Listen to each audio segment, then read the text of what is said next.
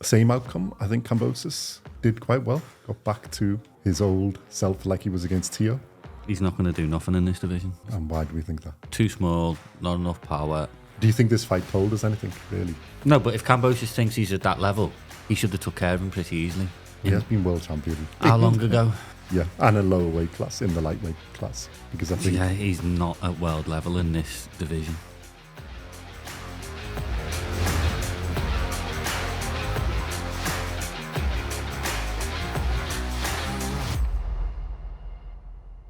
Welcome back to BoxCast. Today we're going to be looking back at some of the weekend's action of boxing, starting with the George Kambosos Jr. fight. Now it's supposed to be Dord Jordan, which is what we made the video on. And then when we're going to post the video, we realised there's a change. Jordan has dropped out and it was Jake Wyllie stepped in. So, yeah, take our earlier video with the same opponents. But same outcome. I think Kambosos did quite well. Got back to his old self like he was against Tio. No. You're pulling faces there, Simon. What do you think? No. He's just He seemed to say so after fight.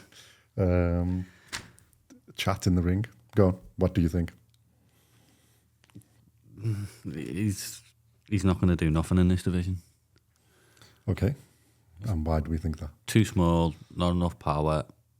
Well, he's never really been a KO artist, has he? Yeah, and he's just no. Do you think this fight told us anything, really? Because I think... Yeah, he's not at world level in this division. Okay. I'd take nothing away from Wyllie. Wyllie put up a great performance, 5 days notice. And yeah, it was 5 days notice for Kambosos as well, but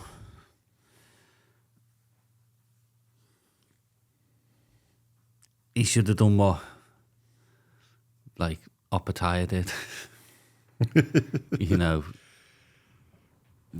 should have just took care of him. I think Opataya is a different level. Kambosos was good at his level. No, but if Kambosos thinks he's at that level, he should have took care of him pretty easily. Yeah, I agree with that. And he didn't. Mm-hmm. I mean, he boxed well, but he's always going to be an exciting fight. Kambosos, he is, because of his style. But he's not elite level. I don't think he's world level. He has been world champion, undisputed world champion. How long ago? Yeah, and a lower weight class in the lightweight class. Exactly, mm-hmm. And so none of his performances since his Tio fight have impressed me. None of them. Mm-hmm. Got beat by Devin Haney twice. Yeah. Maxie Hughes beat him. Yeah, we had that one. That was his most disappointing one, I think. Loma beat him. Yeah, Loma. And it wasn't all his own way in this fight either. No, well, I think he started, and then Wyllie's got it started well. Obviously, boxing thing. So he was the older, more experienced world level boxer against a new, fresh boxer, and you could see the difference in class. Yeah. But I think Wyllie realised this guy can't really hurt me, so I can keep going forward and let me see what I can do. And I think then he's got into it a bit and made it a fight. To be fair, from a watching contest point of view, it was quite good. Yeah. Because it wasn't just like Opataya did, just blow them out the water. And I think Wyllie's credentials have gone up. More than Kambosos's. Yeah, I would agree with that. George is... he did have a nasty cut on his head. If that heals, they're talking Richardson Hitchinson in July? Yeah. It's a one-sided fight, that. Very, very one-sided fight. But do you think neither of them really got the knockout power in it? Well, he hasn't. Kambosos definitely hasn't. You think Hitchins has got? Richardson Hitchins? I think I need to check his name in it because we always say Hitchinson, but it's Hitchinson. I think if he comes up and Kambosos is coming up in weight, I don't think he'll be able to take the power. And I just think it's a one-sided fight. It's Richardson Hitchins, isn't it? He might prove everyone wrong again, Kambosos. Like he did against Tio. Well, do you think he needs a fight? Because Tio's like a come forward fighter, and he's not the greatest defense in the world. He's not the greatest boxer, but he has got the power. He wants somebody to come on to him as opposed to him having to drive. All right, he did in this fight, but I think this is a lower level of opponent. But when Haney was a boxer, and just he has to do a bit, and then Haney's just counter, outboxed him. Richardson Hitchens is going to be the same. That's my concern with that fight. I'm not sure why that matchup is going ahead. Because if I was putting my money on who's the better boxer, I'd be on Richardson Hitchens. Yeah, but it's a good defence for Richardson Hitchens. It's a name, isn't it, for him? Yeah, well my other point was going to be Kambosos got the name because obviously he beat Tio and he's had the big fight and he has got a lot of pull. Do you think these are just him getting some money because he is a big draw, isn't he? Whether in Australia. Yeah, he's a massive draw in Australia. I think we seem to forget how big boxing is in Australia because it's so far away. Names. And for that, it's fantastic, and he has propelled Australian boxing. To be fair, he really has, and for that's fantastic. Well, I think he got Wyllie a contract with Matchroom, hasn't he? So apparently so on the Monday morning. We'll find out on Monday. So, and I like that he was helping and he's like there and sort of. I think he knows he's getting towards the end. Like I said, and I like that thing. He's quite a likeable guy. He seems like an old man. Yeah. I don't mean that disrespectfully, but that's how it seems. Which is a bit surprising because he's only, what did we say, 31 or something? Isn't he? He's not like old. Just. But maybe a good run of fights is going to do him the world of good.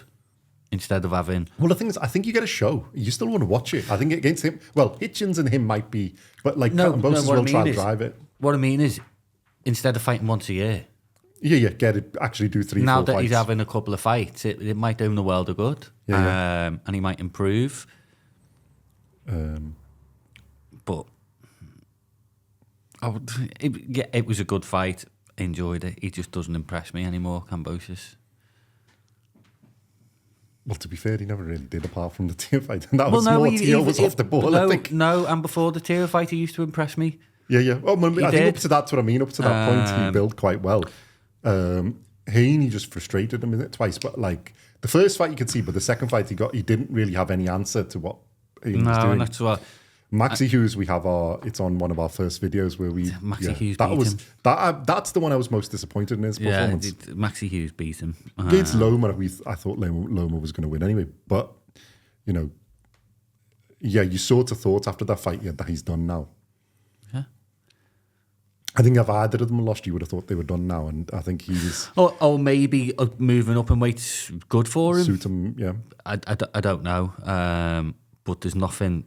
He hasn't showed me anything that I think, you can have a pop at. Well, I think it was a better performance than he's had against Hughes, but you don't know the level of the opponent really. And have you ever heard of Wyllie before? No, exactly. And but I think the thing we learned is he hasn't got enough pop to fight, to trouble most of the guys at that division. Because if you look at who it is. He's not troubling any of the world champions. Well, I think what they're looking at is Hitchens and then Tio because obviously he's beaten Tio, so that's where I think he's got his chance. I'm not sure he's going to have... Yeah, well, Haney's lost to anyway. Do you know what? Wyllie, I think, would beat him. Barboza, and it is a big if... if he beats Hitchens and he's back in it, then we go... No, if he beats Hitchens, it's a Tio rematch. Yeah. I think that's the game plan, isn't it? Which Tio, I think, would... possibly want. Yeah. Well, Tia's got a good... Well, we've got their fights coming up in May, isn't it? So they've got all their shenanigans. I think he's got to have... They're going to have their 2 fights already. Next couple are made. I think his is to sneak in on that if you get past Hitchens. Because Haney's fighting, Tio's fighting, and Ryan Garcia, isn't it? I think at that weight as well, isn't it? So there's the 3 of them with their contest. Barboza's in that mix. Is Barboza Tio, isn't it? Which seems to be... All of them seem to be having the warming up quite nicely, so we'll be doing the videos on them, so keep an eye out for that. But we'll see what happens. Like I say, he's got that cut.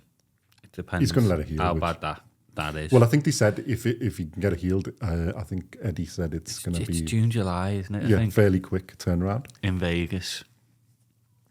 if he can be ready. If he isn't, then he might miss that boat. But yeah, we'll see, isn't it? I think we'll do. There's a few fights on the undercard, which most went straight forward. Skylar, I think, got robbed. Guy Nicholson. Yeah. Sky, sorry, not Skylar. Have you watched it? It could have gone either way, you know. Either way, I think. Well, yeah, if you go after like from round 5 onwards. I agree with Eddie Hearn. Actually, 6-4 either way. Well, I had a 6-4 for. Yeah, I think 6-4 either way is. It depends what you fair. like, but like in the first, at the 5, I had a 4-1 for Sky because I don't think Brown hit it at all. It just he was too elusive, too good. Then she's got into the fight. Then I give him the 5th round, and then I think she's got a few. So yeah, if you count them, but I think she was enough ahead. She was like, I don't see it as being all one-sided after that, which is a lot of the scorecards have. I can't. Maybe because there was pressure I can see, but yeah, a draw I could see. But yeah, either way, I couldn't really. There was no definitive winner in my eyes. Well, that's my point. I don't think there was a definitive, but I've given the first few rounds like a head start was in Sky's, and I don't think every round's gone the other way. It's about half-half, so from that logic. But anyway, it was just the thing. I think she faded a bit more and Brown carried on, which did. It's like a bit like the Beterbiev Bivol thing, where Beterbiev's got bet in the first fight. So yeah, all right, you can see that then, isn't it? The other ones were pretty straightforward. I don't know. Terramana again. That was a bit rubbish. Yeah. The guy was not like... The worrying thing would have been that he caught him with like some of those swinging overhand. Yeah, I think he was letting him know. Yeah. Well, that's what... He looked like he actually pushed him back a bit. And then I think the referee stopped it fairly early just to keep the 1 round... Like, keep Terramana going. And the other guy's earned his money, so he didn't complain. He needs a big step up now. He needs a better opponent than that. Yeah. So, I think that's not doing him any good now. That's just padding the record. Yeah. So, and who else was there in the thing? Was there anybody else worth speaking about? No, not really. Not really. Next one, Sebastian Fundora. And I've forgotten who was in the fight. Booker. Chordale Booker. I was trying to remember his first name. Tar Inferno did what the Tar Inferno does. It still shocks me how tall he is. Well, interesting fact, he's the tallest world champion of any weight class because he's half an inch or an inch taller than Daniel Dubious. Sorry, Daniel Dubois. It's absolutely... That's an amazing fact, isn't it? For what is he, super does he middleweight? Make that weight? Yeah. It's not super middleweight. It's not super middleweight, super welterweight. Sorry, yeah. I can't even speak. Well, I can't believe it. So 154 pounds for 6'6" basically 6'5.5". So he's currently the tallest world champion. I think he's the tallest ever world champion in that weight, which you can see that. And he looks like basically if you bit of gust of wind would knock him over. Yeah. And yet he's. He didn't get knocked down. He put on a performance. Yeah. He's quite aggressive. Statement performance. Showed a bit of power. Good combinations. Good to see him back out after such a long layout. Yeah. Well, he didn't look that ring rusty, which is the good thing. But yeah, you want to see him fight. But I think there was just because of the nature and then getting the opponents. They had other opponents in mind, and then he's got back in. So, does he have another fight of fairly easy thing, or I don't know? I'm sure he's going to have he's got to have a mandatory. Well, I think that afterwards they said it's Xander Reyes who's the mandatory of one of the belts. We can look it up in a bit. And Ortiz is the other. And well, no, he was calling out. I thought it was going to be Virgil Ortiz, but he was calling out. Well, Virgil Ortiz is the interim champion. Yeah. But they never mentioned him. He called out. I wonder why. Well, no, but do you know who he called out? Murtazaliev, which I think is worse. Well, no, because Murtazaliev's got a belt, hasn't he? Yeah. So he's basically can unify against him. So his unification, and then it was. Let me just bring it up. And I think Zandarias is if Crawford's out the way, then he's the WBO mandatory. Crawford is out the way. Yeah. So he's Crawford's the interim champion, but he's out the way. So Zandarias is the number one contender in WBO, and then the IBF is the champion is Bakram Murtazaliev. So so Crawford, he can't really fight for WA because Crawford's doing his thing. So he's already WBC and WBO, and Zandarias is the next one in line out of them because there's and Zandarias is number 2 in WBC. He needs to. So, but I think they're saying Murtazaliev or him, whichever one. Well, to be fair, I think he was just saying the names that they've. Because Zayas has called them out, isn't it? Not Rice. Xander Zayas has. The problem is we're so used to unification fights now, aren't we? So that's what we want to see. Well, Murtazaliev doesn't have a number 1 and number 2 contender, does he? So he's in that, limbo. And Xander Zayas is basically number 1 in WBA contender, number 5 in number, but reality number 3 in IBF. He's number 2 in WBC, and is he on the WBA one? That one's Crawford's, so he's not on that one. It's not a big enough name. He should be, like I say, calling out Murtazaliev, Ortiz. They're the big names. Well, Ortiz and Thingy, I think, but Ortiz hasn't got a belt, has he? So Ortiz is sort of the best. Doesn't matter. Ortiz is taking the hard route. Doesn't matter. Ortiz is a much bigger name. Yeah. Much bigger name. Well, Xander Zayas is coming up, isn't he? He's the thing. But he's not a name. He's coming up. He's not a name. He is not a name. If you were Fundora, which one would you have rather? Murtazaliev or Ortiz? For fight, do you think, for him? Just for the unification, Murtazaliev. Mm-hmm. For the unification. Yeah, for unification. But I mean, actually, as a fight, which ones do you think tougher? Both? Yeah, equally as hard. Thing is, you know what you're going to get with Ortiz? So you can prepare for that. It's whether you can just stand up to that. Yeah. And I think Ortiz is the bigger name. Yeah. Oh, I think outside of Crawford, Ortiz is the biggest name in that division. Yeah, plain and simple. Well, Ortiz is the interim WBC, isn't he? Yeah. So he's the mandatory from that point of view. Yeah, that's why I was surprised they didn't call his name. I would have thought they would have said... But you're not going to call Ortiz out. No way. You're going to call Ortiz would you call out. Murtazaliev out? I'm sure you, after his performance... Well, see, they've seen something in Murtazaliev that they think they can beat. After Ortiz's performance, last few performances... Well, he's probably taken out the 2 most dangerous people in the Exactly, so you're not going to call him out. Although I'm not sure Murtazaliev is that far from Madrimov and Bochuk, maybe even better. So we should wait and see. Because there was some talk of Ortiz versus Murtazaliev, but I think he turned that down because he's basically like, I've had already 2 ridiculously tough fights. Yeah. So let me have at least one like reasonable, and then we can go. But Fundora's no easy fight either, just because of the well, that's why I don't think he's called him either. So it'd be interesting to see what route Fundora goes down.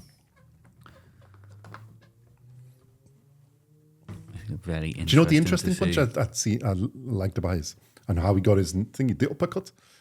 But he doesn't like bend his legs and go, but it's just like I think the length of his arms gives him enough leverage. Well, he throws a lot of punches as well, doesn't he? He throws over 100 punches around. I wanted to mention that, yeah. I've got that loaded up. He does throw a hell of a lot of punches. He's got 74 punches thrown in the first round, 84 in the second round, 104 in the third round, and 99 in the fourth. Obviously, the fourth finished early, so he probably would have been over 100 there. He had a few seconds left to go. He does throw a lot of punches. And then he makes you work, because Booker's thrown 25 in the first one, but then he's got 40, 44, 41, which isn't that, like, it's not a huge amount, but it's not that bad. But compared to Fundora's, that's ridiculous. The amount of work rate you're going to have to do to keep up is... And a step ladder. Yeah. And I think that's all he did to Booker, because Booker was catching him with the overhands. Both mainly right, which we've seen when Tim Tszyu did that to him as well, was catching him with the overhand right. And then, but he caught him with the overhand left as well, isn't it? So he is susceptible to it, although he's got a good chin because he still keeps... Yeah. He's quite... Like I said, he doesn't look... He's like the opposite. But the of thing what you is, expect. there's a lot of power taken off when you're punching up. A lot of power taken off. And it's a long... I think it was 10-inch difference or something. What did we say on his height? So... Yeah, basically. Yeah, but no, I will be interested to see 9-inch difference. what route they take Fundora down next. Ortiz, Murtazaliev. I think he should have a big fight next.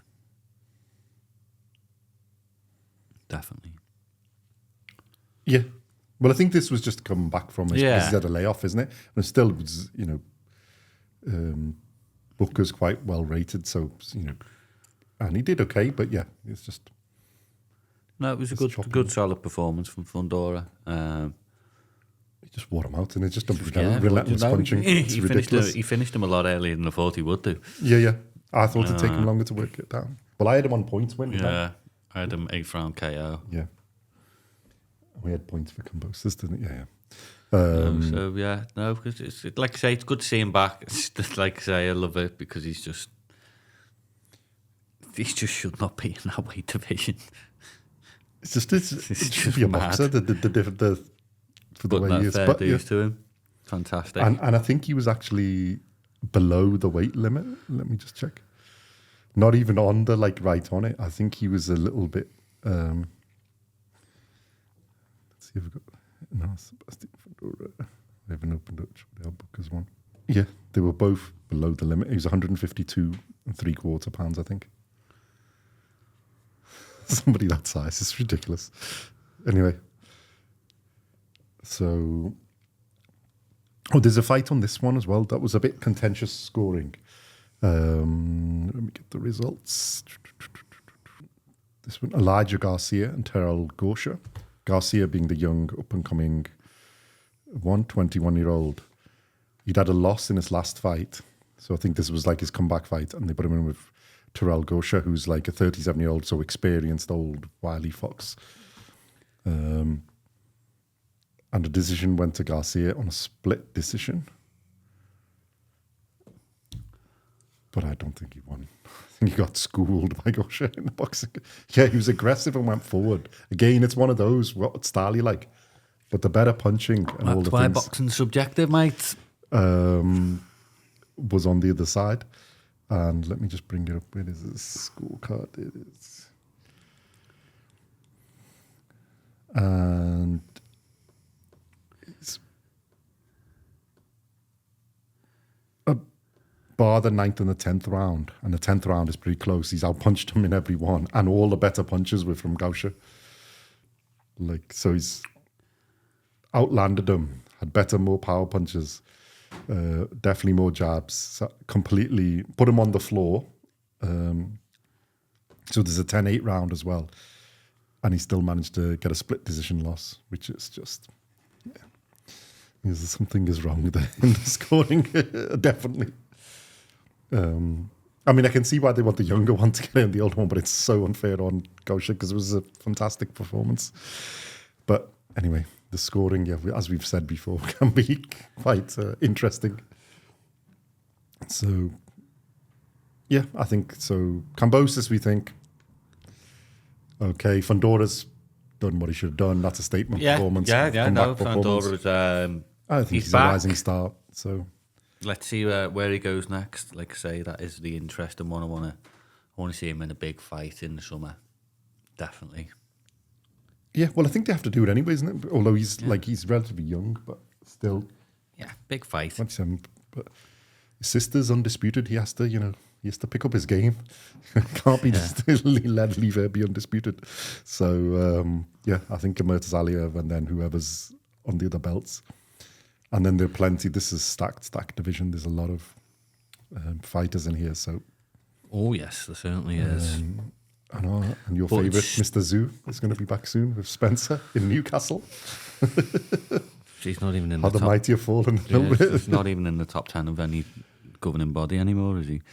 He still is, I think, No, look, that division, yeah, it's stacked, but you're starting to see who the elites are now. Well, I think it's starting to filter out a bit. There's the world-class ones and the elite. It was like a really good top 10. You can dwindle it down to a top 5 now, quite easily. So... Yeah, he's still number 7 on Ring. No, he's not. It's Crawford as number 1. It's not. There's no champion. Ortiz, Madrimov, Murtazalia, Fundora, Boachuk, Timzu, Conwell, Ramos, and then Zayas. No, you stop at Boachuk. The rest aren't in the league. Yeah, the others. I think it's a top 6. Yeah, plain and simple. At the moment, yeah. Yeah, and then we'll see how that filters out.